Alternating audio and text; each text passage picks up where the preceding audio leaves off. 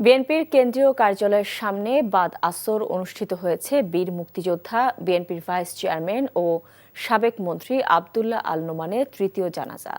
এর আগে জাতীয় সংসদ ভবনের সামনে অনুষ্ঠিত হয় তার দ্বিতীয় নামাজে জানাজা। এ সময় বিএনপি চেয়ারপারসন ও ভারপ্রাপ্ত চেয়ারম্যানের পক্ষ থেকে দলের নেতারা তার মরদেহে ফুল দিয়ে শ্রদ্ধা জানান। সকালে মৃত্যুবরণ করেন বর্ষিয়ান এই রাজনীতিবিদ। তার মৃত্যুতে শোক নেমে এসেছে রাজনৈতিক অঙ্গনে। জুনায়েদ আল হাবিবের রিপোর্ট। বর্ষিয়ান রাজনীতিবিদ আব্দুল্লাহ আল নোমান ছাত্রজীবন থেকেই ছিলেন অন্যায়ের বিরুদ্ধে প্রতিবাদী এক কণ্ঠস্বর।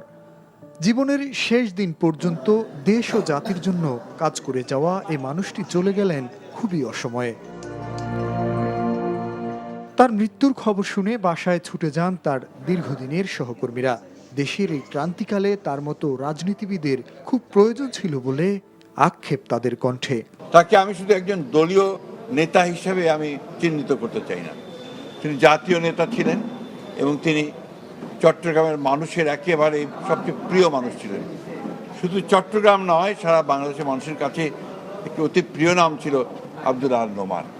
1971 সালের স্বাধীনতা যুদ্ধে পরবর্তীকালে আপনার জাতিকে গঠনের ক্ষেত্রে এবং দলকে গঠনের ক্ষেত্রে তার যে ভূমিকা, সেটা আমরা ভুলতে পারবো না।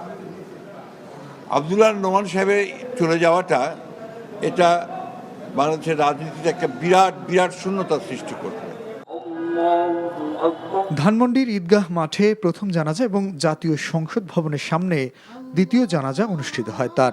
এরপর বাদ আসর তার দীর্ঘদিনের রাজনৈতিক দল বিএনপির কেন্দ্রীয় কার্যালয়ের সামনে তৃতীয় জানাজা অনুষ্ঠিত হয়। আগামী শুক্রবার বাদ জুমা জানাজা শেষে চট্টগ্রামের রাউজানে তাকে দাফন করার কথা রয়েছে। আমরা বাদ জুমা চট্টগ্রামে সেই জামায়াতুল ফালায় বাদ জুমা শুক্রবার আমরা তার বিশাল সেই জানাজায় সবাই সমবেত হব এবং এরপরে রাউজান গহিরায় তাকে দাফন করা হবে।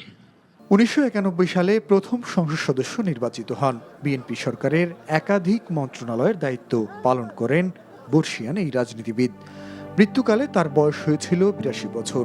স্ত্রী, এক ছেলে ও এক মেয়ে সহ অসংখ্য গুণগ্রাহী রেখে গেছেন বিএনপির নেতা। জুনায়েদ আল হাবিব, এনটিভি নিউজ, ঢাকা।